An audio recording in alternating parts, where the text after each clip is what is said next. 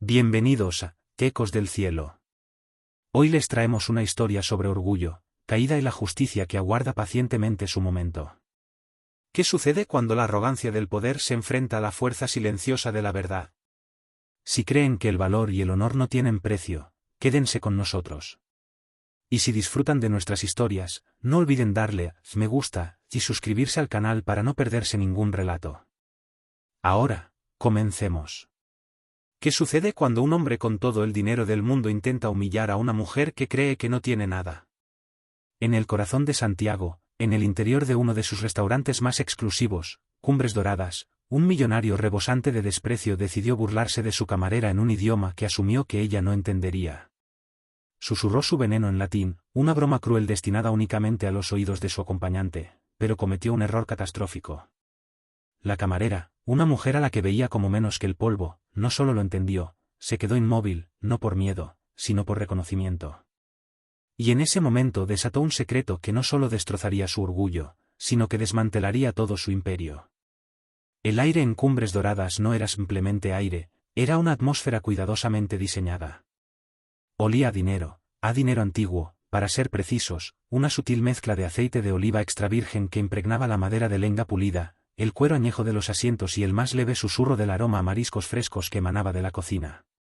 Desde su privilegiada ubicación en una colina con vistas a la cordillera de los Andes, el restaurante ofrecía una panorámica del valle que era en sí misma una declaración de poder. Solo la élite de la ciudad podía permitirse contemplar el mundo desde tal altura. Y entre el personal que se movía como fantasmas silenciosos en esta jaula dorada estaba Valentina Rojas. Para los clientes, Valentina era solo parte del decorado. Con 26 años, tenía ojos del color de un cielo tormentoso antes de la lluvia y el cabello oscuro recogido en un moño profesional y severo. Era impecablemente eficiente. Sus movimientos eran precisos, su sonrisa cortés pero distante, su presencia deliberadamente discreta, rellenaba las copas de agua antes de que estuvieran medio vacías y retiraba los platos con una gracia espectral. Era en todos los sentidos la camarera perfecta para un lugar como Cumbres Doradas, visible solo cuando se la necesitaba, invisible en cualquier otro momento. Pero bajo la camisa blanca almidonada y el delantal negro latía el corazón de una princesa caída. Valentina Rojas no había nacido para servir, había nacido para ser servida. Su padre, Mateo Rojas, había sido uno de los historiadores y conservadores de arte más respetados del mundo, un hombre cuya palabra podía duplicar el valor de una pintura del siglo XIX. Su madre, Isabel Rojas, era hija de un diplomático chileno, criada entre los viñedos del Valle de Colchagua. La infancia de Valentina había sido un torbellino de galas en museos, veranos en Viña del Mar y lecciones de esgrima, piano y 3 idiomas. El latín era una asignatura que hubiera aprendido. Era el idioma de las nanas de su madre, la lengua en la que sus padres susurraban su amor y sus discusiones. Pero hace 5 años ese mundo dorado se hizo añicos. Mateo Rojas fue acusado de orquestar uno de los mayores escándalos de falsificación de arte en la historia moderna de Chile. Una obra maestra recién descubierta, supuestamente del maestro chileno Pedro Lira, titulada La Niña del Valle, fue declarada auténtica bajo la autoridad de Mateo Rojas. Él apostó toda su reputación en ello. 6 meses después, pruebas científicas irrefutables demostraron que era una falsificación brillante pero moderna. Las consecuencias fueron catastróficas. Mateo fue deshonrado públicamente, su carrera destruida. Sus amigos de la alta sociedad desaparecieron de la noche a la mañana. Las multas y los costos legales devoraron su fortuna. El hombre que una vez dominaba las casas de subastas con un simple gesto ahora era un paria. Pero la verdadera devastación fue la acusación en sí. Juró que era inocente, que había sido engañado, que las pruebas en su contra habían sido manipuladas. Señaló a un rival, un hombre con el que había hecho negocios, un ambicioso y despiadado recién llegado al mundo empresarial que tenía un interés directo en la venta del cuadro. Pero nadie lo escuchó. Las pruebas estaban amañadas. La narrativa de los medios ya estaba escrita y Mateo Rojas era el villano. El estrés, la vergüenza y el peso abrumador de todo ello lo quebraron. Un derrame cerebral masivo lo dejó parcialmente paralizado y sin poder hablar con claridad. Su mente brillante quedó atrapada en un cuerpo que fallaba. Valentina, entonces de solo 21 años y una prometedora estudiante de Historia del Arte en la Universidad de Chile, abandonó sus estudios para cuidar de él y de su madre destrozada, Isabel. Isabel, nunca preparada para la adversidad, se marchitó. Desarrolló una enfermedad crónica que requería medicamentos costosos. Los últimos bienes de la familia fueron vendidos, incluida su amada casa señorial en Valparaíso. Valentina aceptó el primer trabajo que encontró que pagara lo suficiente para cubrir el alquiler de un pequeño apartamento en el Arrayán y las recetas médicas de su madre, camarera en Cumbres Doradas. Era una amarga ironía. Cada noche servía a las mismas personas que alguna vez fueron iguales a su familia, las que les dieron la espalda sin pensarlo dos veces. Escuchaba sus alardes sobre sus adquisiciones y sus casas de verano en Zapallar, su rostro una máscara de cortesía servil, su alma ardiendo con una rabia fría y silenciosa. Su única confidente en el restaurante era Sofía Castro, otra camarera de lengua afilada y corazón amable. «No sé cómo lo haces, Valentina», dijo Sofía una noche mientras pulían cubiertos en la trastienda. «Tienes la paciencia de una santa. Si el señor Soto de la mesa 4 chasquea los dedos una vez más, juro que lo apuñalaré con un cuchillo de mantequilla». Valentina esbozó una leve sonrisa. «La paciencia es un arma, Sofía. Solo hay que saber cuándo usarla». Levantó un tenedor, inspeccionándolo en busca de manchas. El reflejo mostraba a una joven de aspecto cansado, pero sus ojos brillaban con un fuego que ninguna adversidad había logrado apagar. No estaba simplemente sirviendo mesas, estaba esperando una oportunidad, cualquier oportunidad, para recuperar el honor de su padre. Esa oportunidad estaba a punto de cruzar la puerta. Era una noche de martes, generalmente más tranquila. Una reserva había sido hecha bajo un nombre que provocó un murmullo de energía entre el personal, Ricardo Montes. Javier Torres, el severo gerente que dirigía Cumbres Doradas con precisión militar, reunió al personal para dar instrucciones. El señor Montes es uno de los inversores más importantes del grupo de restaurantes. Es exigente. Todo debe ser perfecto. Sin errores. Valentina, tú atenderás su mesa. Tu profesionalismo es inigualable. Valentina sintió, su expresión inescrutable. Conocía el nombre. Ricardo Montes era un titán de las finanzas, un hombre que había construido un imperio de millones de dólares desde cero. Su rostro aparecía regularmente en revistas de negocios y prensa económica.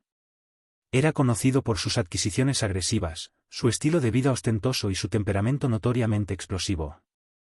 Era la personificación del dinero nuevo, desesperado por envolverse en los adornos del mundo antiguo. Cuando llegó, era exactamente como Valentina lo había imaginado, alto, impecablemente vestido con un traje a medida de alta costura y un reloj de lujo en la muñeca que parecía gritar su propio precio.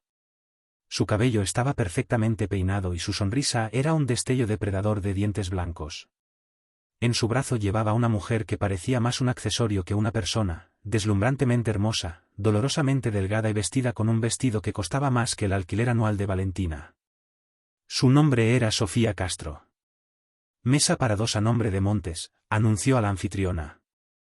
No con el tono de un invitado que llega, sino como un rey entrando en su corte. Fueron conducidos a la mejor mesa, un rincón con vistas panorámicas a la cordillera de los Andes.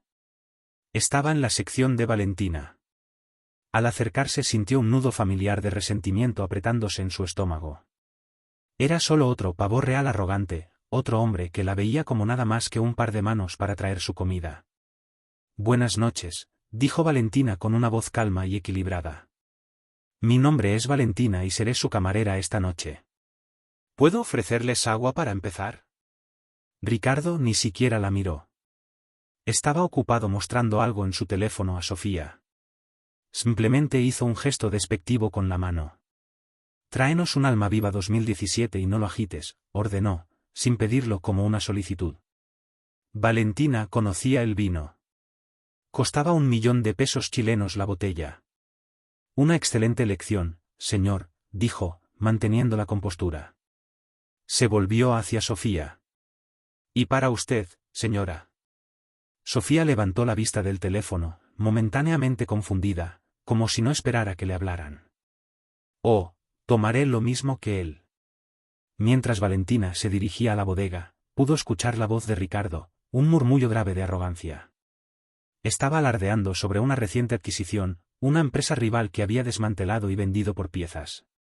Hablaba de los medios de vida de las personas como si fueran números en una hoja de cálculo. Valentina regresó con el vino, presentándolo según el protocolo. Él echó un vistazo a la etiqueta con un asentimiento superficial, el gesto de un hombre que interpretaba un papel aprendido de las películas. «Ábrelo», ordenó. Valentina realizó el ritual con una destreza practicada, el corte limpio del papel metálico, el giro silencioso del sacacorchos, el vertido perfecto en el decantador. Sus manos eran firmes, sin traicionar el desprecio que sentía. Vertió una pequeña cantidad para que él probara. Ricardo giró el vino en la copa, lo olió con un aire exagerado de conocedor y tomó un sorbo. «Aceptable», declaró, como si estuviera concediendo un indulto al vino. Durante la siguiente hora, Valentina los atendió en un silencio casi absoluto, moviéndose dentro y fuera de su burbuja de riqueza y privilegio. La ignoraron por completo, su conversación girando en torno a yates, galas benéficas y los chismes vacíos de su círculo social. Ricardo dominaba la charla, su voz un flujo constante de autoalabanza. Luego ordenó locos con mayonesa, otro despliegue ostentoso.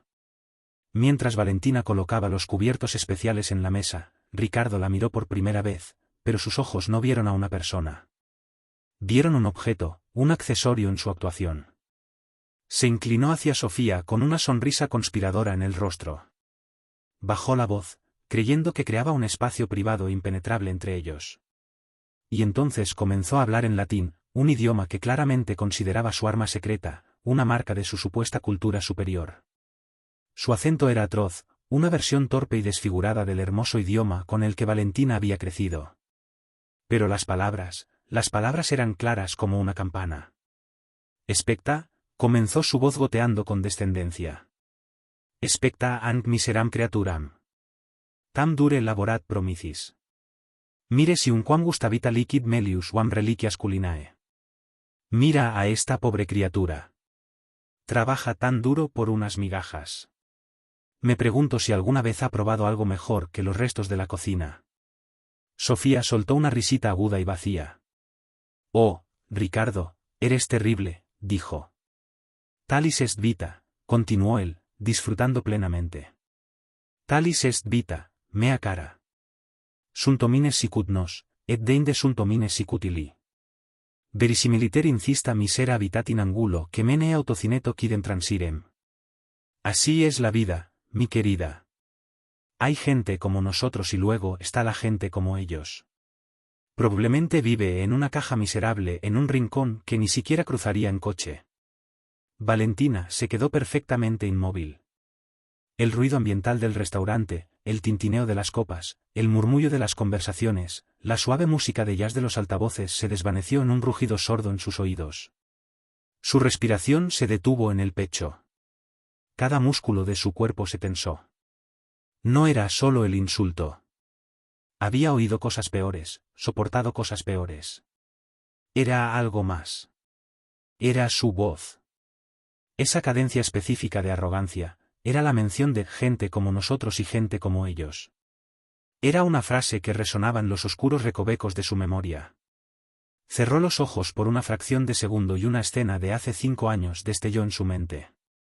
Su padre, Mateo, con el rostro pálido de furia, de pie en su estudio tras una llamada telefónica. Ese hombre, había dicho furioso a su madre, ese hombre, Ricardo Montes, piensa que hay 2 tipos de personas en este mundo. Gente como nosotros, dijo, y gente como ellos, y cree que puede comprar y vender a los de su clase por diversión. Ricardo Montes, el hombre que había sido socio de negocios de su padre en el trato de Pedro Lira, el hombre al que su padre acusó de tenderle una trampa, el hombre cuyo nombre había sido una maldición susurrada en su casa durante 5 largos años. Estaba allí, burlándose de ella en el idioma de su madre. La sangre se drenó de su rostro y luego volvió con la fuerza de una ola gigantesca. La bandeja de plata en su mano se sentía insoportablemente pesada. El mundo se redujo a este hombre, a esta mesa.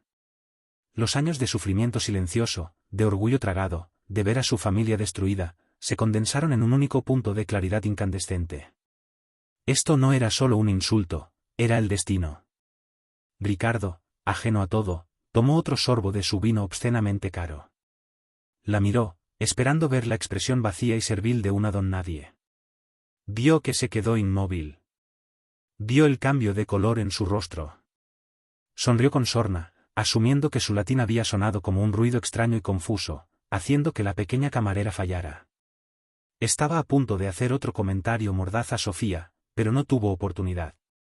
La postura de Valentina se enderezó, levantó la barbilla y la máscara servil que había llevado durante 5 años se disolvió. Reemplazada por una expresión de furia aristocrática fría, la humilde camarera desapareció y en su lugar estaba la hija de Mateo e Isabel Rojas. Se inclinó hacia adelante, no lo suficiente como para ser inapropiada, pero sí lo bastante para exigir toda su atención. Su voz, cuando salió, no fue el tono suave y deferente de una camarera. Era baja, impecable y resonante con el acento puro del latín clásico, un acento que hacía que el intento de Ricardo sonara como uñas arañando una pizarra. Domine, comenzó, la palabra cortando el aire como un fragmento de hielo. La sonrisa de Ricardo Montes vaciló. Sus ojos se abrieron ligeramente. Sofía dejó de reír. Valentina continuó, sus ojos tormentosos fijos en los de él. Si vis meam conditionem latine reprendere, suadeu primum linguam ultra gradum periegetae balneum petentis discas. Si deseas criticar mi situación en latín, te sugiero que primero domines el idioma más allá del nivel de un turista pidiendo el baño. La mandíbula de Ricardo se desencajó. La copa de vino en su mano tembló. Estaba completa y absolutamente congelado. Entendió cada palabra perfectamente enunciada. Pero Valentina no había terminado. Presionó su ventaja, su voz cayendo a un susurro casi venenoso. Pronunciatio tuatam imperita est quam mores tui. Et vodade eae gustavi vel non, sias menutritame in mundo cuius tu tantum vestem geris. Tu acento es tan torpe como tus modales. Y en cuanto a lo que he probado o no, sabe que fui criada en un mundo del que tú solo llevas el disfraz. Mantuvo su mirada atónita y aterrorizada un instante más, dejando que el peso de sus palabras se asentara. El silencio en la mesa era absoluto. Sofía miraba de un lado a otro entre ellos, su rostro una máscara de total confusión. Luego, con una compostura que era nada menos que impresionante, Valentina se enderezó, inclinó ligeramente la cabeza, casi imperceptiblemente, y dijo en un español profesional impecable: «Por favor, disfrute de sus locos, señor». Se dio la vuelta y se alejó, con la espalda recta como un mástil, dejando a Ricardo Montes sentado entre las ruinas de su propia arrogancia, su rostro de un pálido fantasmal. No solo había sido burlado, había sido desenmascarado. Y en sus ojos, Valentina vio algo más que humillación. Vio miedo. No solo había sido superado por una camarera, había sido reconocido por un fantasma del pasado que creía haber enterrado para siempre. El trayecto desde la mesa de Ricardo Montes hasta el santuario de la cocina fue como cruzar un abismo. Las piernas de Valentina se movían en piloto automático, su mente un torbellino. La adrenalina que corría por sus venas hacía temblar sus manos, pero su determinación era de acero. Empujó las puertas batientes hacia la sinfonía caótica de la cocina, el repiqueteo de las sartenes, el siseo de la parrilla, los gritos de los cocineros. Fue como salir a la superficie tras estar sumergida bajo el agua. Sofía Castro estaba en la estación de servicio ingresando un pedido. Bastó una mirada al rostro de Valentina para que sus ojos se abrieran de par en par. «Valentina, ¿qué pasó?» «Parece que hubieras visto un fantasma». «Peor», respiró Valentina, apoyándose en el frío mostrador de acero inoxidable. «He visto a un monstruo». Antes de que pudiera explicar, la puerta de la cocina se abrió con tal fuerza que golpeó contra el tope de goma. Javier Torres, el gerente, estaba en el umbral, su rostro normalmente plácido, ahora una nube de tormenta. Sus ojos recorrieron la cocina y se fijaron en Valentina. «Rojas, a mi despacho». «Ahora», ladró. Un silencio cayó sobre el personal de la cocina. Una llamada al despacho de Javier en mitad del turno significaba una cosa: despido. Sofía lanzó a Valentina una mirada de pánico. Sin embargo, Valentina sintió una extraña calma sentarse en ella. Que la despidieran era ahora lo de menos. Todo había cambiado. Siguió a Javier hasta su estrecha oficina sin ventanas. Él cerró la puerta tras ellos y señaló con brusquedad la silla frente a su escritorio. Se sentó, juntó las manos en forma de triángulo y la miró con una mirada dura. «Explícate», dijo, su voz peligrosamente baja. El señor Montes es uno de nuestros clientes más importantes.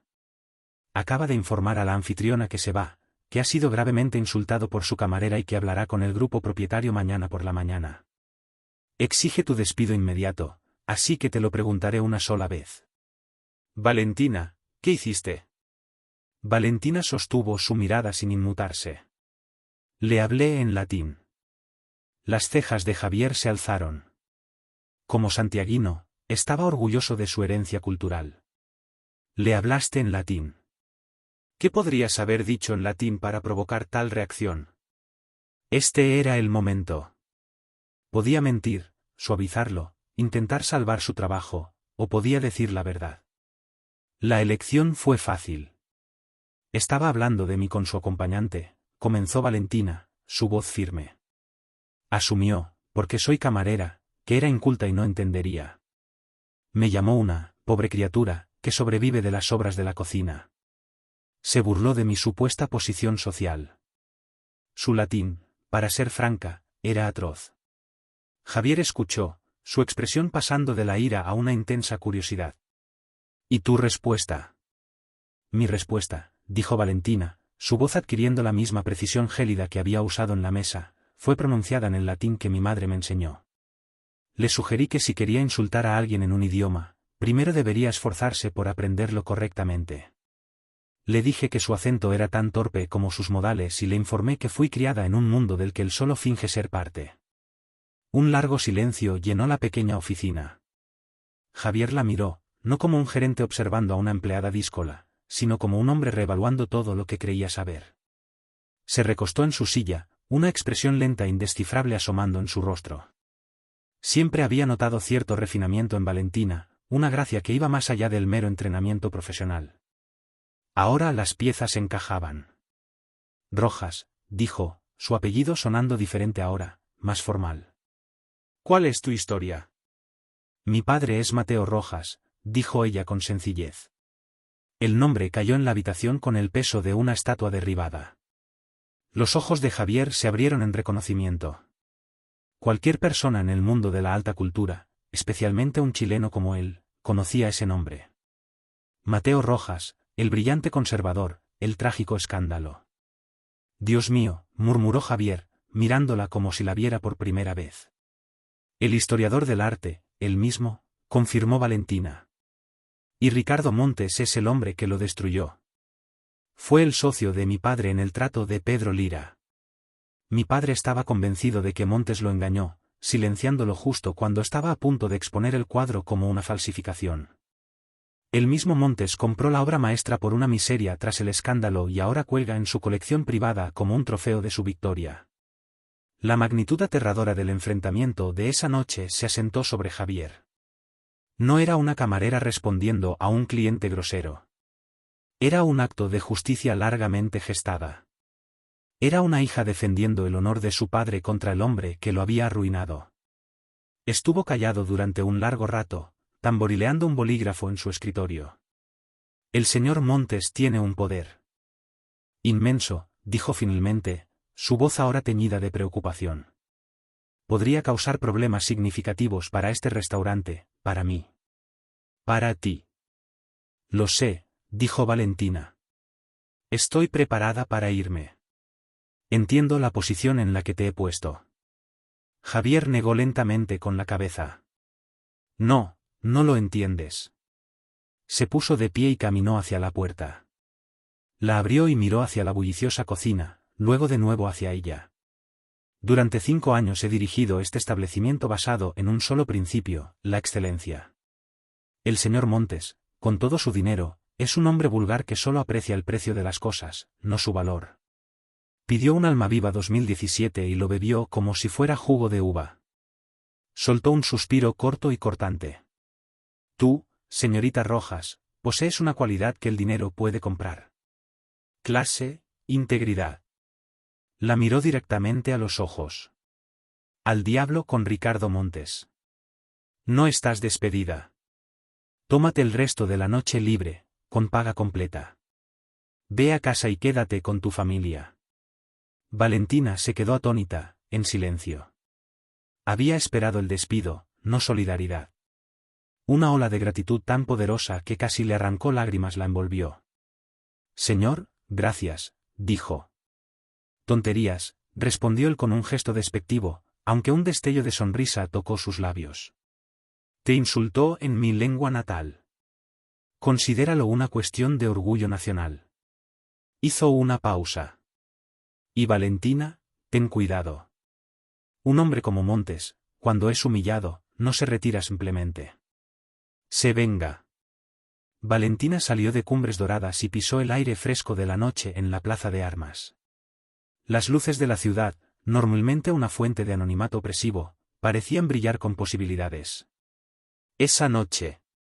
El enfrentamiento había sido como un relámpago, iluminando un camino hacia adelante que había estado envuelto en la oscuridad durante 5 largos años. Las palabras de su padre resonaban en su mente: la paciencia es un arma, pero es inútil sin un objetivo. Esa noche había encontrado su objetivo. El trayecto en metro a El Arrayán fue un borrón. Cuando llegó a su pequeño apartamento en el 3er piso, el olor a lavanda y libros antiguos la recibió. Encontró a su madre, Isabel, dormida en un sillón en la sala, con una manta fina cubriendo su regazo y un libro abierto de poesía chilena descansando sobre su pecho. Isabel parecía tan frágil, una pálida sombra de la vibrante mujer que alguna vez fue.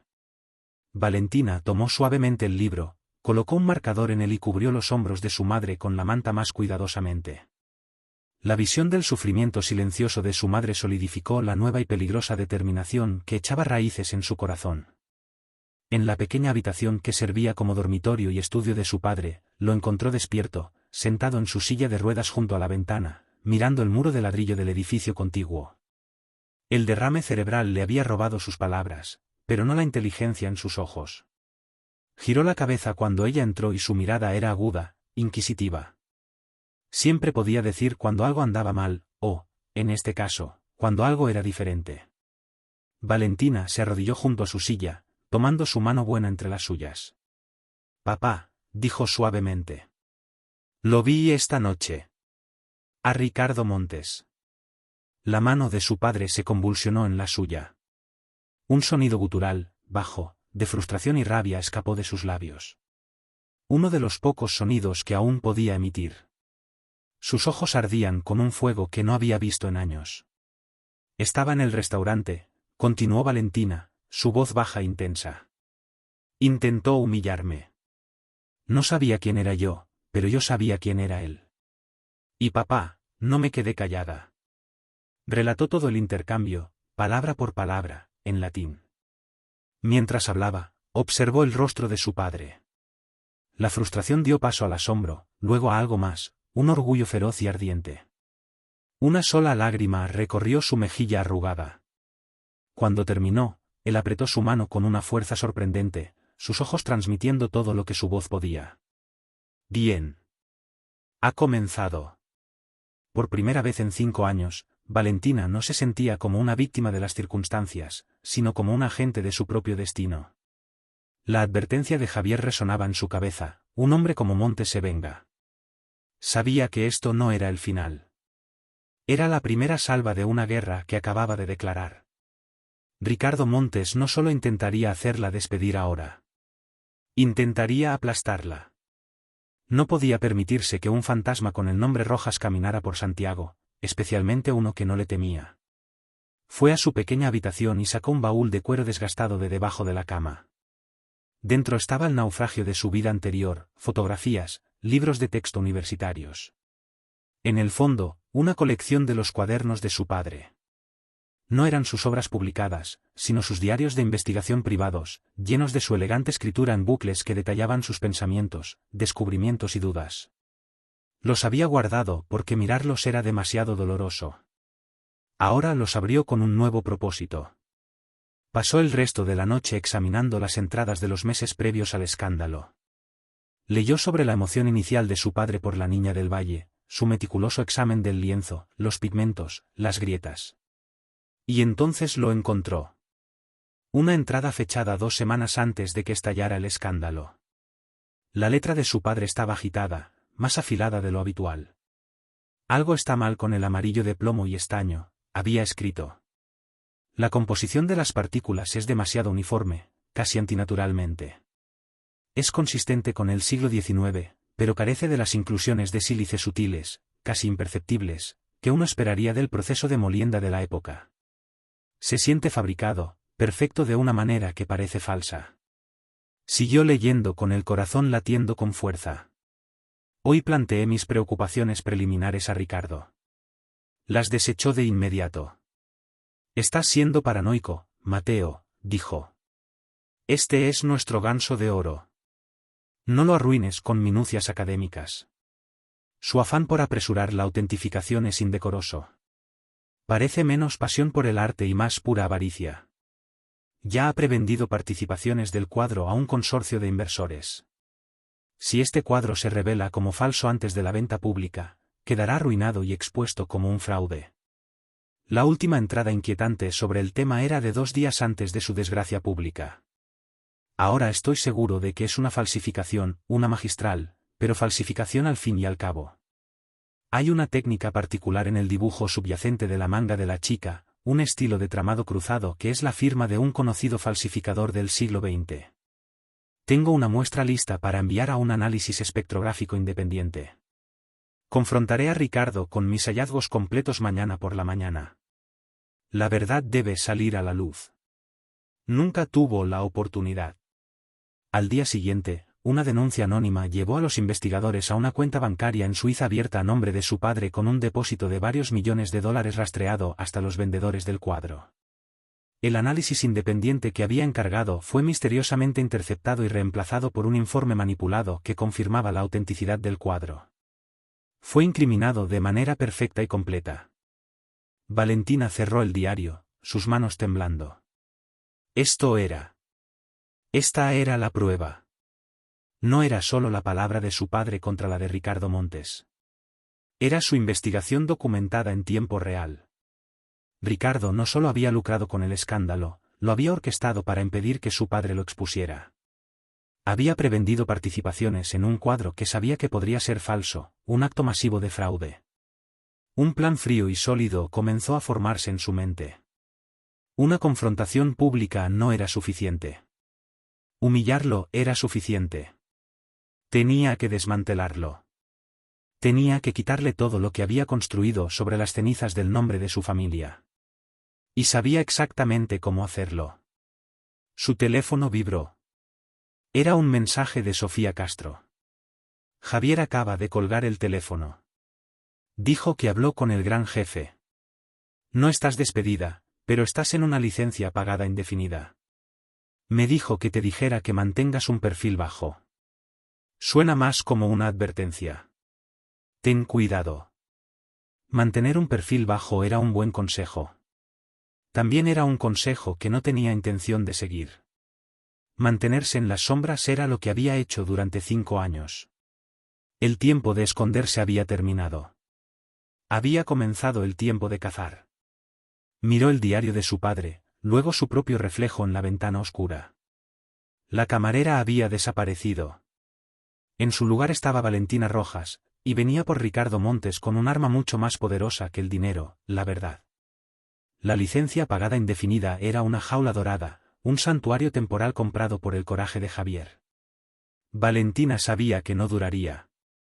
Ricardo Montes no era un hombre que perdonara o olvidara una humillación pública.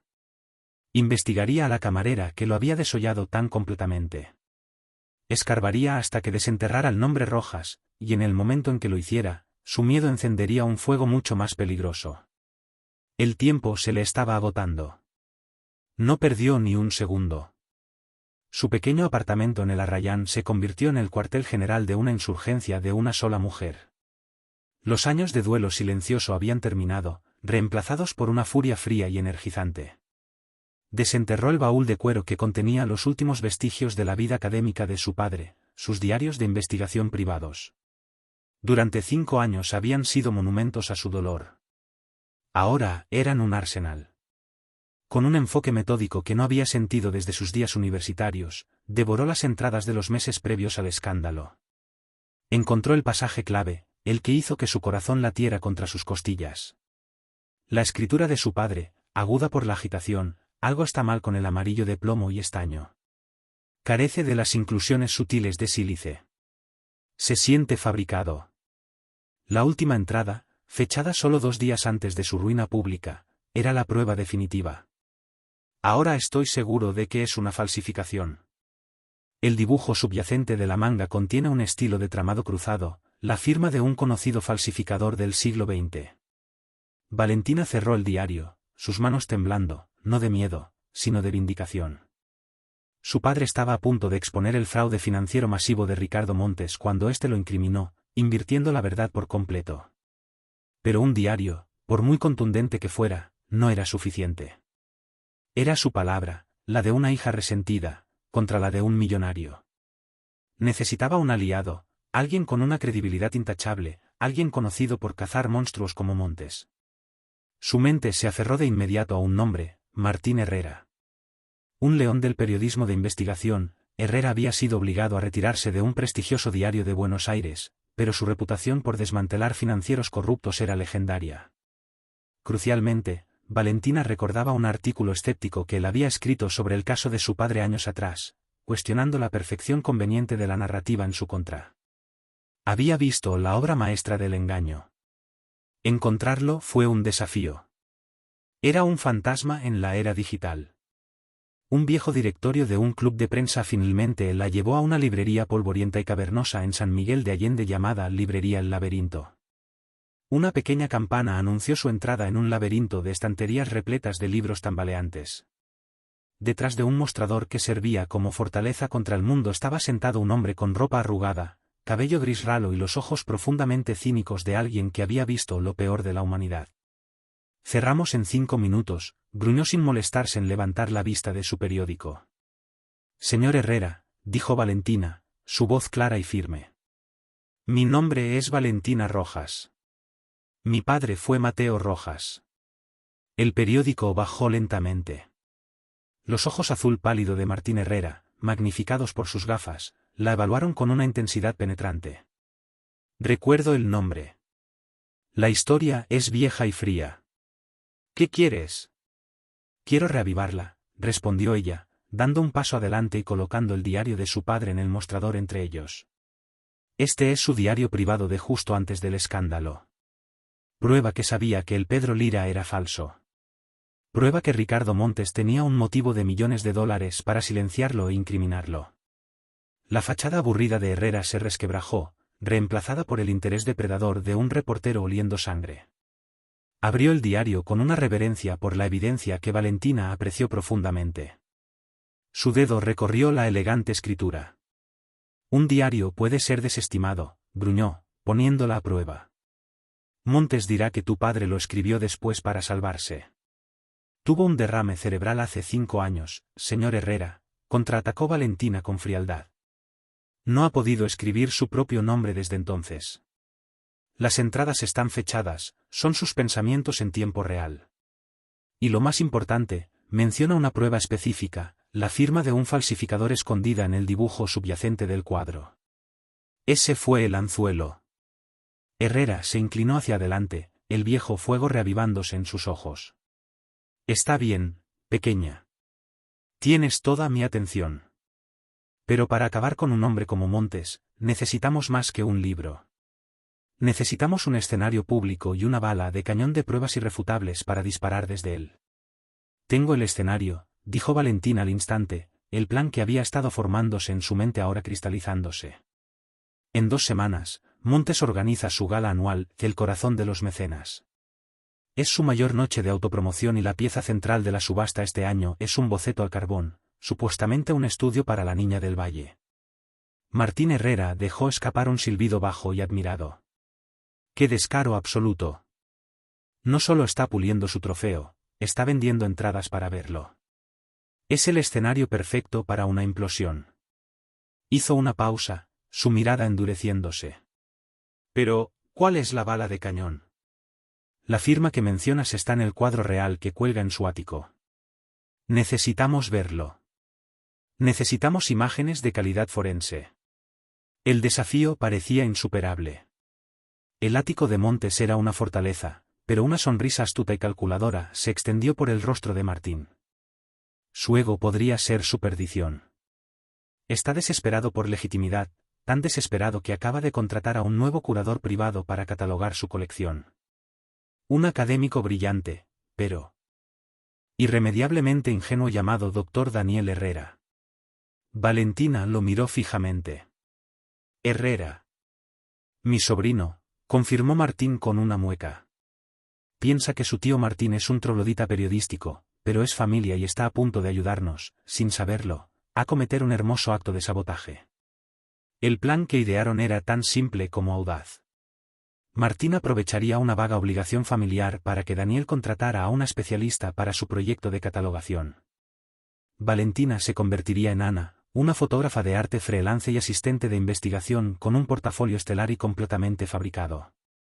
Su única misión, infiltrarse en la guarida del león y capturar imágenes de alta resolución y multiespectrales de la firma oculta de la falsificación. Los siguientes 10 días fueron un torbellino de transformación. Valentina dejó atrás la piel de la camarera y la hija afligida. Usando sus últimos fondos, adquirió un nuevo uniforme, discreto, intelectual y lo suficientemente caro para pasar el escrutinio. Pasó horas en la Biblioteca Nacional de Chile, refrescando su conocimiento sobre técnicas forenses de arte y fotografía, convirtiéndose en Ana tanto en mente como en apariencia. En un momento de riesgo calculado, envió un mensaje fuertemente encriptado a la doctora Elena Soto, la colega más confiable de su padre, una experta de renombre mundial en análisis de pigmentos. El mensaje fue simple: encontré las notas de mi padre. La prueba está en camino. Mantente lista. La respuesta fue inmediata, por Mateo. Siempre. El día de la visita, un nudo de hielo puro se formó en el estómago de Valentina. Martín se reunió con ella para tomar un café, su cinismo habitual reemplazado por una preocupación paternal. «Recuerda, eres Ana», la instruyó. Profesional, callada, desapegada. Montes estará allí vanagloriándose de sus posesiones. Es tu objetivo, pero no puedes saberlo. Toma las fotos y sal. El ático de Montes era exactamente como lo había imaginado, un monumento estéril a la riqueza en el barrio de Vitacura. Era menos un hogar que una galería privada de conquistas financieras, con obras maestras de Mata y Subercaseaux colgando como rehenes en vastas paredes blancas. Y allí, dominando el espacio central de la sala, estaba la mentira hermosa en sí misma, la niña del valle. Verla en persona le provocó un escalofrío, una mezcla de repulsión y asombro por la habilidad del falsificador. Ricardo Montes, vestido con un chándal de cachemira ridículamente caro, lo recibió con el aire aburrido de un rey recibiendo tributos. El sobrino de Martín, Daniel, un joven nervioso perdido en una chaqueta de tweed, hizo las presentaciones. Señor Montes, esta es Ana, la documentalista fotográfica que contraté. Su trabajo es de primera. Los ojos fríos y reptilianos de Montes recorrieron a Valentina. Fue un momento de terror supremo. ¿La reconocería? ¿La camarera de Cumbres Doradas? ¿La mujer que había destrozado su orgullo con unas pocas palabras perfectamente pronunciadas en latín? No vio nada. La vio como una mujer académica anodina que no representaba ninguna amenaza. Otra empleada a ignorar. Bien, gruñó Ricardo, volviéndose hacia una enorme pantalla que mostraba índices bursátiles. Daniel, supervísala. Asegúrate de que no toque nada. El desprecio fue un regalo. Permitió a Valentina desvanecerse en su papel. Con el interior temblando, pero con manos firmes como rocas, comenzó su trabajo, fotografiando metódicamente varias piezas para establecer su coartada. Podía sentir a Montes observándola intermitentemente desde el otro lado de la sala. Su mirada no de sospecha, sino de posesión arrogante, como si una experta validara su colección. La ironía era asfixiante. Guardó la niña del valle para el final. Dada su procedencia, necesitaré usar imágenes multiespectrales para crear un registro completo para el catálogo de seguros, explicó a Daniel, su voz un monótono académico plano. Brillante, por supuesto, respondió él, ansioso por contribuir. Este era el momento. Ajustó su potente cámara y trípode, instalando la lente infrarroja. Enfocó la manga del vestido de la chica, el lugar exacto descrito en el diario de su padre. A través del visor, la superficie pintada era opaca, pero en la pequeña pantalla digital de su cámara, que procesaba la luz infrarroja, el dibujo subyacente comenzó a aparecer como un espectro. Su corazón latía con fuerza, y entonces lo vio, débil, pero absolutamente claro, un patrón geométrico de tramado cruzado en los pliegues de la tela. Una marca estilística tan única como una huella dactilar. Era la firma del falsificador. Lo tenía. Tomó una docena de fotos desde todos los ángulos posibles, sus movimientos practicados y calmados. La evidencia ahora era digital, capturada de forma segura. Descargó los archivos en una unidad encriptada y luego borró la tarjeta de memoria de la cámara mientras Daniel observaba, ajeno. Mientras guardaba su equipo, Montes se acercó con un brillo posesivo en los ojos. Impresionante, ¿verdad?, dijo, señalando el cuadro. Mi Pedro Lira. La tentación de atacar, de borrar esa sonrisa arrogante con una sola frase era abrumadora, pero sostuvo su mirada, su rostro una máscara perfecta de desapego profesional. Ella era Ana.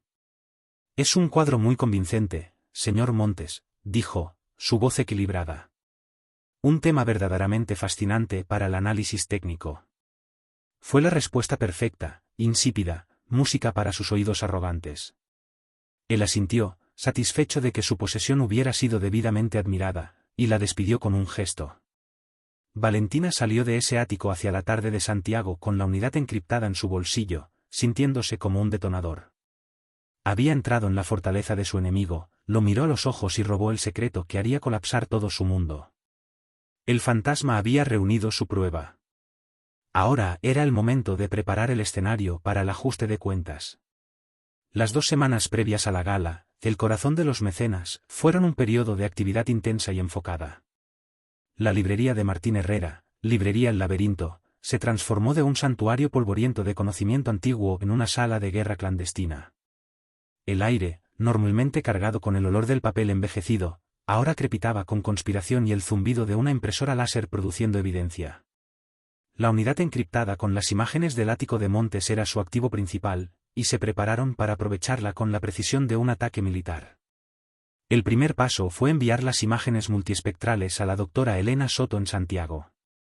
Trabajando a través de canales seguros, la historiadora del arte, ferozmente leal, analizó los datos con una pasión alimentada por su creencia en la inocencia de Mateo Rojas. El informe que envió de vuelta en menos de 72 horas no fue solo una confirmación, fue una sentencia de muerte.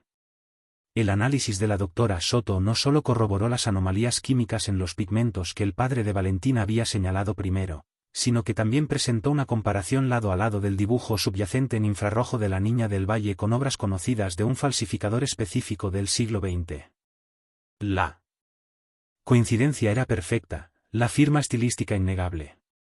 Su conclusión fue expresada con absoluta certeza científica: la pintura era una falsificación moderna. La bala de cañón ahora estaba forjada y lista. Mientras Valentina Rojas absorbía el informe, fortaleciendo su determinación, Martín Herrera trabajaba su propia magia. Se convirtió en un fantasma dentro de la máquina, recurriendo a favores acumulados durante una vida de integridad periodística.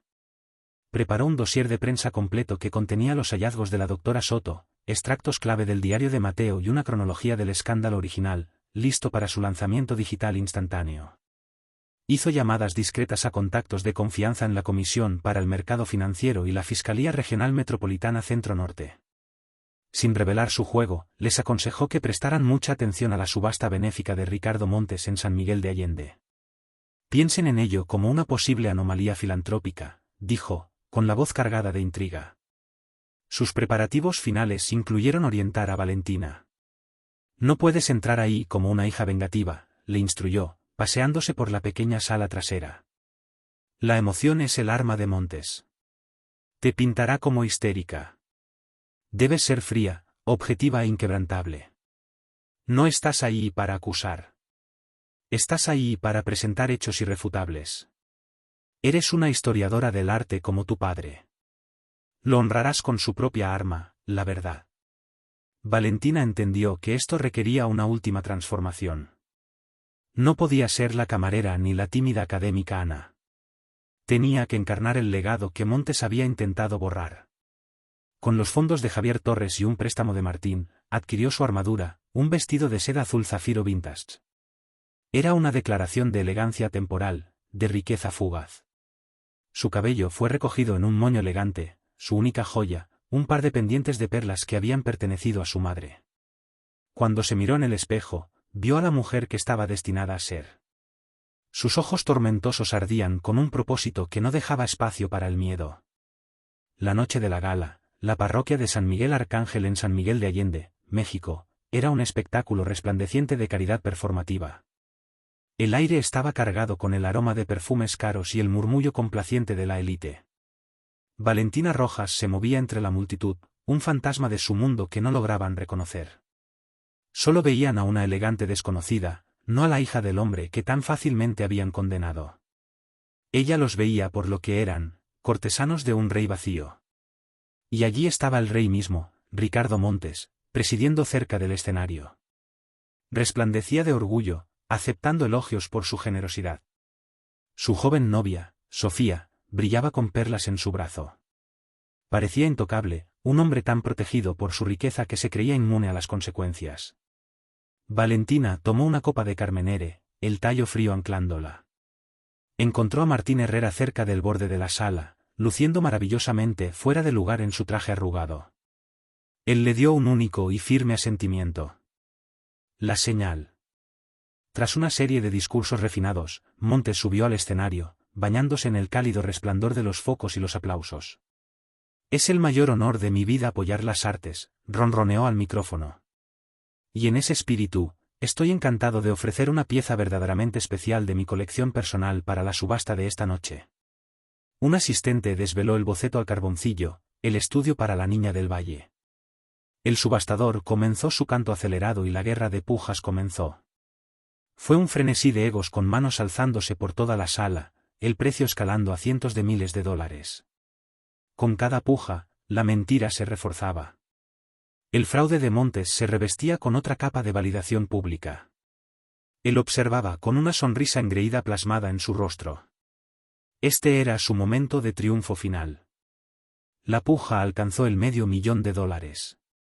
Vendido al caballero de la tercera fila, estaba a punto de gritar el subastador. Su mazo se alzó. Espere. La palabra, aunque pronunciada en un volumen normal, cortó la acústica de la sala con la claridad de una campana resonante. El mazo se congeló en el aire. El subastador titubeó. Una ola de confusión recorrió a la multitud mientras todas las cabezas se giraban para encontrar la fuente de la interrupción. Valentina Rojas salió de las sombras de una columna, la luz capturando el azul profundo de su vestido. Avanzó con la mirada fija en el hombre en el escenario. Montes entrecerró los ojos, molesto. Lo siento, señora, esto es un evento privado. Lo sé, dijo Valentina, su voz firme y resonante, mientras continuaba su caminar deliberado hacia el escenario. La multitud se apartó instintivamente para ella. Mi nombre es Valentina Rojas. El nombre aterrizó con la fuerza de un golpe físico. Un jadeo colectivo seguido de una explosión de susurros recorrió la sala. Rojas, la hija de Mateo Rojas. El rostro de Ricardo Montes, que había sido una máscara de satisfacción arrogante, se volvió ceniciento. La sangre se le drenó del rostro mientras miraba al fantasma que había venido a atormentar su festín. Soy la hija de Mateo Rojas, anunció Valentina Rojas, su voz elevándose para llenar el silencio repentino. Y como historiadora del arte, tengo el deber profesional y moral de informar a todos aquí sobre la verdadera naturaleza del artículo por el que están pujando. Seguridad, siseó Montes, su compostura desmoronándose. Retiren a esta mujer de inmediato. Está loca. Dos guardias avanzaron hacia ella. Pero Martín Herrera se interpuso, mostrando sus viejas credenciales de prensa como un escudo. Ella tiene derecho a ser escuchada, afirmó con tranquila autoridad. Valentina no les prestó atención. Todo su enfoque estaba en Montes. Este boceto, declaró, señalando con una mano elegante hacia el caballete, no es una ventana a la mente de un maestro del siglo XIX. Es un accesorio moderno de un elaborado fraude multimillonario. Estás loca, gritó Montes, su voz quebrándose. Una chica amargada tratando de difamar mi nombre para vengar a su padre criminal. Mi padre no era un criminal, replicó Valentina, su voz resonando con la claridad de la verdad. Era un hombre de integridad que fue silenciado. Fue acusado injustamente por la única persona que lo perdería todo si la verdad saliera a la luz. Un hombre que ya había cometido un fraude masivo al vender acciones de una pintura que en privado le habían advertido que era falsa. Ese hombre eres tú, señor Montes. Levantó su teléfono. En las grandes pantallas que flanqueaban el escenario apareció una imagen, una página del diario de su padre, con su elegante escritura detallando sus sospechas. Mientras la multitud murmuraba, deslizó el dedo y apareció la siguiente imagen, una fotografía infrarroja en blanco y negro de la manga, con el tramado cruzado único del falsificador marcado en rojo. Mi padre sabía que el falsificador había dejado una firma, un rasgo estilístico escondido bajo la pintura, explicó, su voz clínica y precisa. Una firma que estaba a punto de exponer. Esto es ridículo. La siguiente diapositiva fue una comparación lado a lado del informe de la doctora Elena Soto, colocando la imagen infrarroja junto a una muestra conocida del falsificador del siglo XX. Los patrones eran idénticos. Esto no es una opinión, señor Montes. Es ciencia. Una mentira autenticada por un informe de una de las mayores expertas del mundo, la doctora Elena Soto. Montes estaba acorralado, su rostro brillante de sudor. Mentiras. Todo esto son imágenes manipuladas, difamación, rugió, pero sus negaciones eran vacías, ahogadas por el peso de las pruebas en las pantallas. ¿Lo es?, preguntó Valentina suavemente. Y entonces llegó el golpe final devastador. Desde un lado del escenario emergió una figura pálida y temblorosa. Era Daniel Herrera, el sobrino de Martín. Su rostro, una máscara de resolución horrorizada, sostenía una tableta. Señor Montes, dijo, su voz temblorosa pero lo suficientemente clara para que el micrófono la captara. Sus propios registros financieros, que yo me encargo de mantener, muestran un pago de $2 millones a una empresa fantasma. El pago se realizó 2 días antes de que el Dr. Rojas fuera acusado públicamente. Esa empresa fantasma ha sido rastreada hasta la firma que produjo el informe de autenticación fraudulento usado para incriminarlo. Si la evidencia histórico-artística era un puñal, esto era el veneno en su punta. La acusación ya no era solo una pintura falsa. Se trataba de una conspiración, fraude electrónico y un complot criminal para destruir a un hombre inocente. La sala entera estalló. La fachada de civilidad se derrumbó. Montes quedó solo en el escenario, un paria bajo las luces ardientes, sus poderosos amigos retrocediendo físicamente de él. Su imperio de mentiras se disolvió en cuestión de minutos. Mientras estaba allí, sin palabras y expuesto, las puertas principales de la parroquia se abrieron de par en par. 2 oficiales uniformados y 2 detectives con trajes impecables entraron, no con urgencia, sino con el propósito tranquilo e inexorable del destino. Caminaron directamente hacia el escenario, con los ojos fijos en un solo hombre. Valentina los observó acercarse. No sintió euforia, solo un silencio profundo y solemne. Su búsqueda había terminado.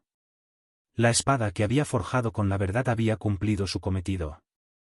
El fantasma finalmente había llevado al monstruo a la luz. Al final, no fue un choque de titanes. Fue una historia de una verdad silenciosa e inquebrantable contra una arrogancia ruidosa y vacía. Valentina Rojas, la mujer que Ricardo Montes veía como nada, se convirtió en su todo, su juez, su jurado y la arquitecta de su caída. Montes fue arrestado esa noche, su imperio colapsando bajo el peso de docenas de investigaciones por fraude. El nombre de Mateo Rojas no solo fue limpiado, sino celebrado, su genio e integridad, finalmente vindicados. Valentina, ya no camarera ni fantasma, usó el legado recuperado de su familia para establecer una fundación dedicada a combatir el fraude artístico y apoyar a los artistas, asegurando que nadie sufriera como lo hizo su padre. Su historia es un poderoso recordatorio de que la riqueza puede construir palacios, pero nunca puede construir carácter. El verdadero poder no radica en lo que tienes, sino en quién eres y en el coraje que tienes para defenderlo.